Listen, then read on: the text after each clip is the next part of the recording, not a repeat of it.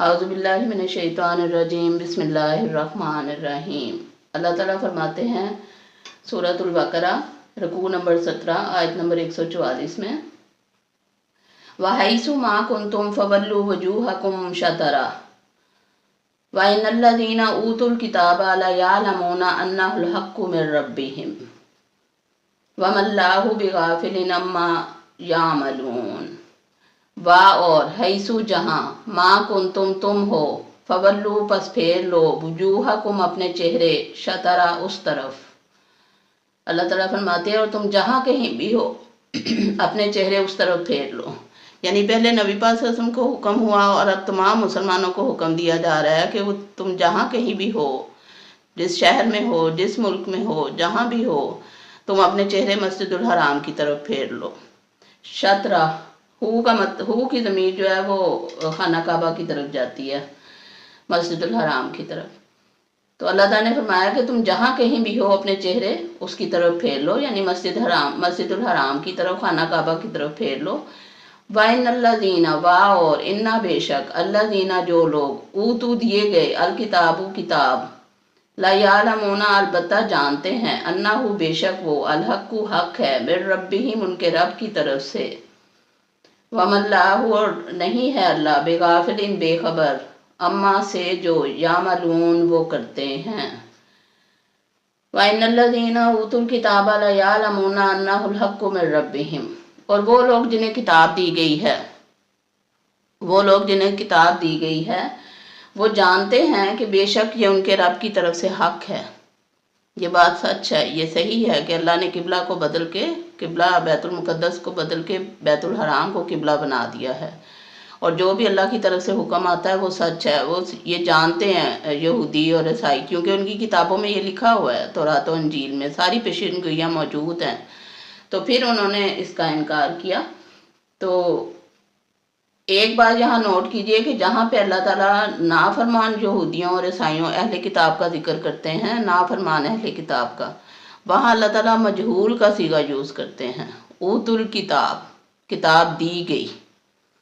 और जहाँ पे अल्लाह ताला जो सही असली यहूदी और ईसाई हैं जो अपने नबियों की तालीमात पे अमल करते रहे, उनके बारे में जब अल्लाह ताला जिक्र करते हैं तो अल्लाह ताला फरमाते हैं व आतईनाहुमुल किताब, और हमने उन्हें दी किताब। मारूफ का सीगा इस्तेमाल करते हैं वहाँ अल्लाह ताला।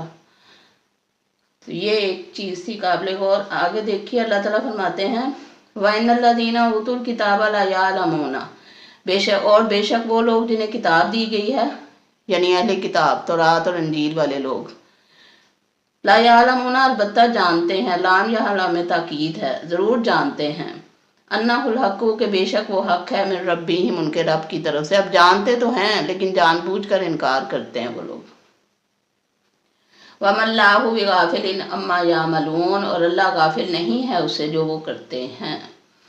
वलाइन, और अगर, आतईता आए आप, अल्लाज़ीना उनके पास जो, ऊतुल किताबा दी गई किताब, लिकुल्ली आयातिन हर निशानी लेकर, माँ ताबियू वो पैरवी नहीं करेंगे, किबला तका आपके किबला की।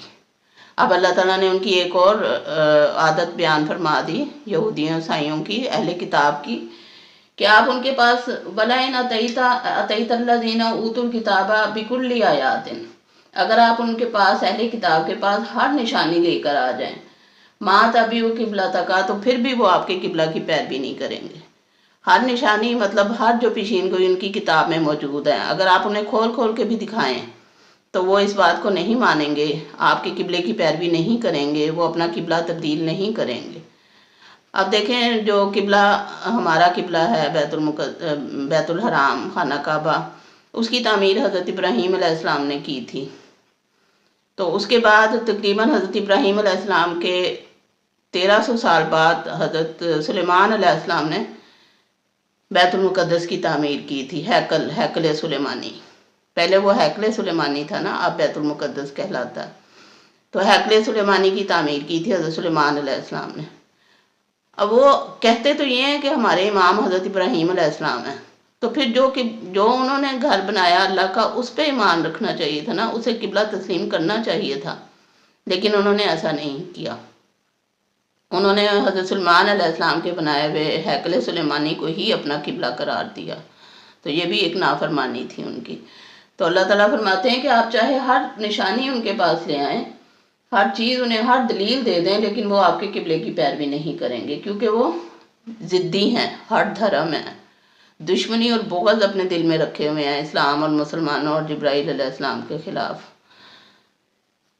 وما انتا، اور نہیں ہیں آپ، بتابعین پیروی کرنے والے، قبلتہم ان کے قبلہ کی، اور آپ صلی اللہ علیہ وسلم تو کریں گے ہی نہیں ان کے قبلہ کی پیروی، کیونکہ آپ صلی اللہ علیہ وسلم تو کر ہی نہیں سکتے، اللہ تعالیٰ کا حکم آپ صلی اللہ علیہ وسلم کو مل چکا ہے، تو آپ صلی اللہ علیہ وسلم بھی ان کے قبلے کی پیروی نہیں کریں گے، وہ تو جھوٹے ہیں اور آپ صلی اللہ علیہ وسلم سچے ہیں، تو آپ کیوں ان کے قبلے کی پیروی کریں گے؟ وما بعضهم، اور نہیں بعض لوگ ان میں سے، بتابعین پیروی کرنے والے، قبلہ ان کے پیروی کی، بعض کے، اور نہیں ہے بعض ان کے پیروی کرنے والے بعض کے قبلہ کی۔ بعض سے مراد یہاں یہود و نصارہ ہیں، کہ بعض لوگ بعض کے قبلے کی پیروی کرنے والے نہیں ہیں۔ اصل میں یہ لوگ کرتے تو بیت المقدس کی طرف رخ کر کے عبادت کرتے ہیں، لیکن ان دونوں نے اپنی سمتیں مقرر کر رکھی ہیں۔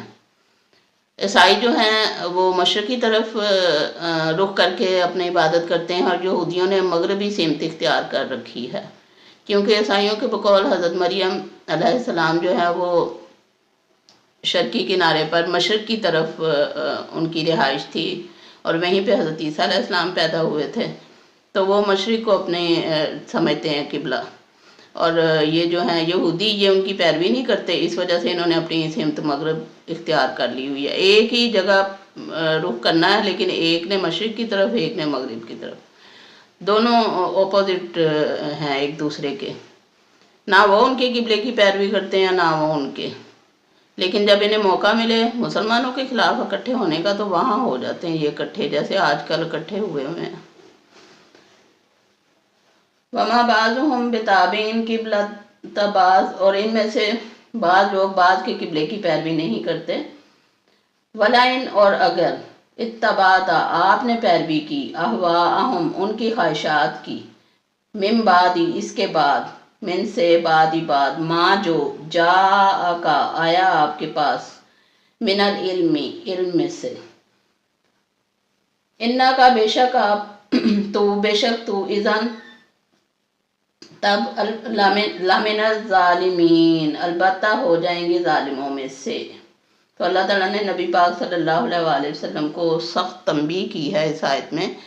یہ آیت پہلے بھی گزر چکی ہے، سورہ بقرہ میں ہی سیم آیت گزر چکی ہے کہ آپ ان کی خواہشات کی پیروی نہیں کریں گے، اور یہاں بھی اللہ تعالیٰ نے فرمایا کہ وَلَئِنِ اتَّبَعْتَ أَهْوَاءَهُم مِّن بَعْدِ مَا جَاءَكَ مِنَ الْعِلْمِ، اور اگر آپ صلی اللہ علیہ وسلم نے ان کی خواہشات کی پیروی کی اس کے بعد کہ آپ کے پاس صحیح علم آ چکا ہے، انکا اذن لمن الظالمین، تو پھر آپ ظالموں میں سے ہو جائیں گے۔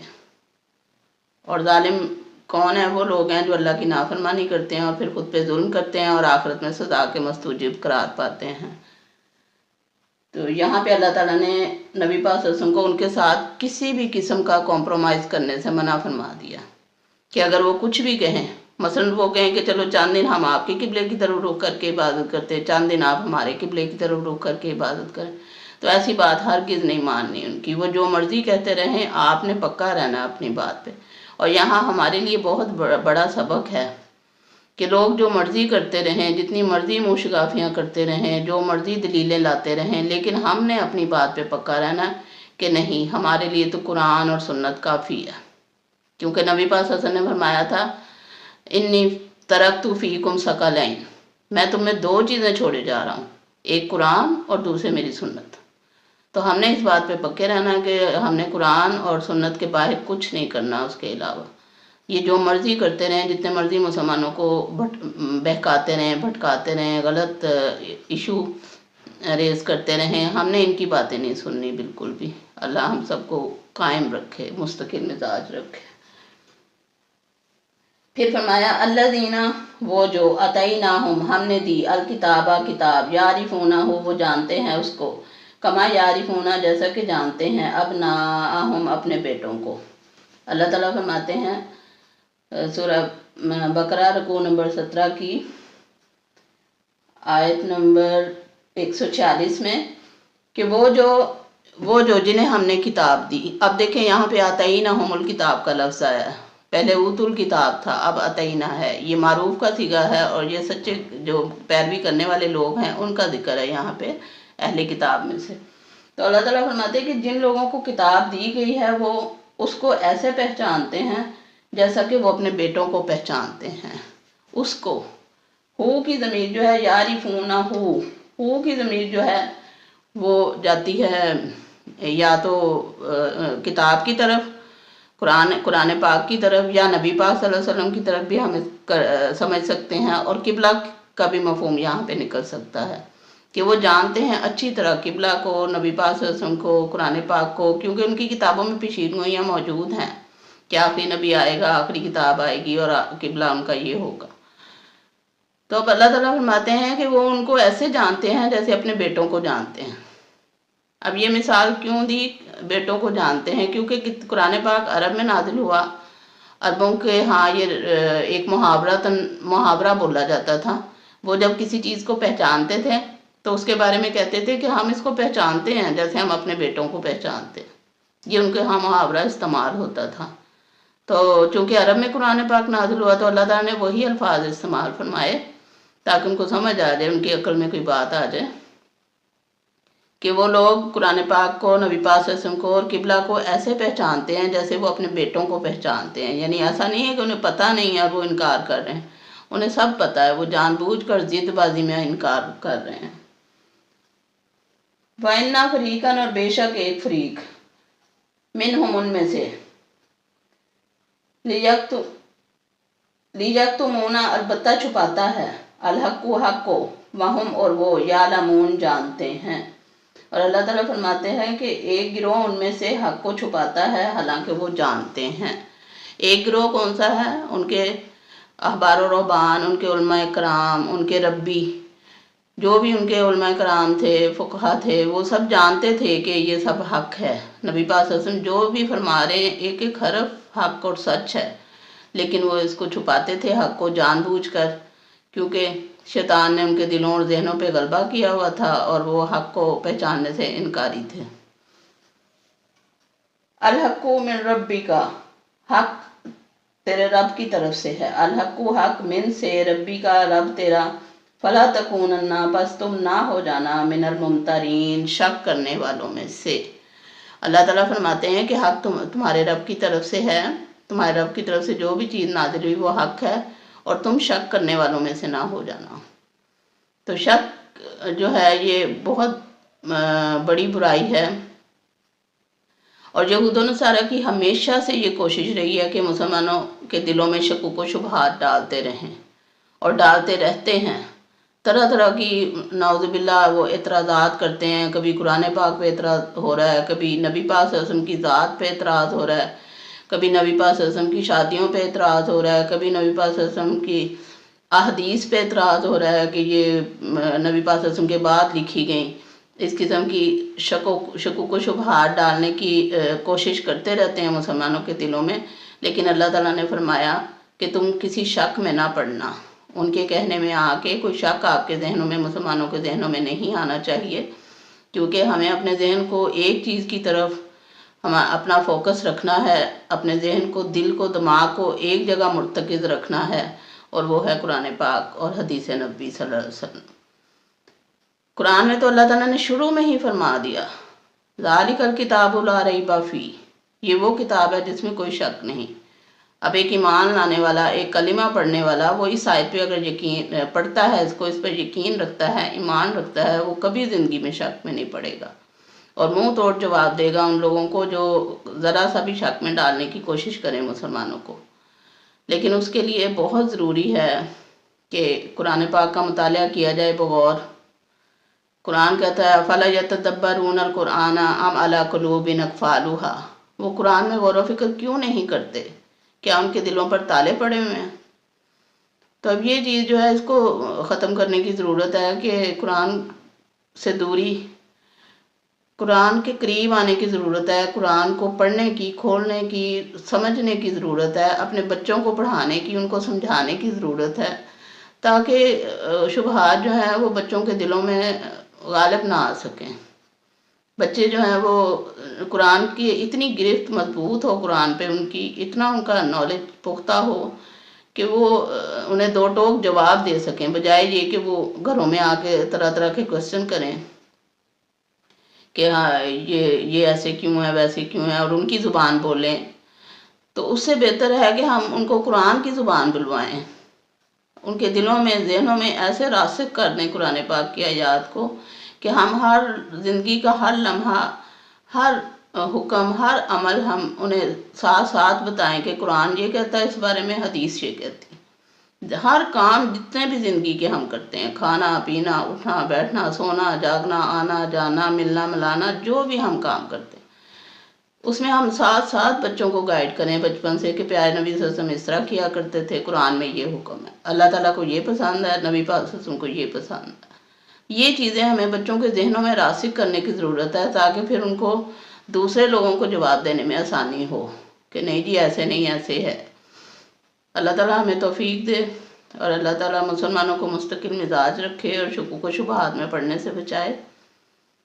سبحانک اللہم و بحمدک، اشہد ان لا الہ الا انت، واستغفرک واتوب الیک۔ اللہ حافظ۔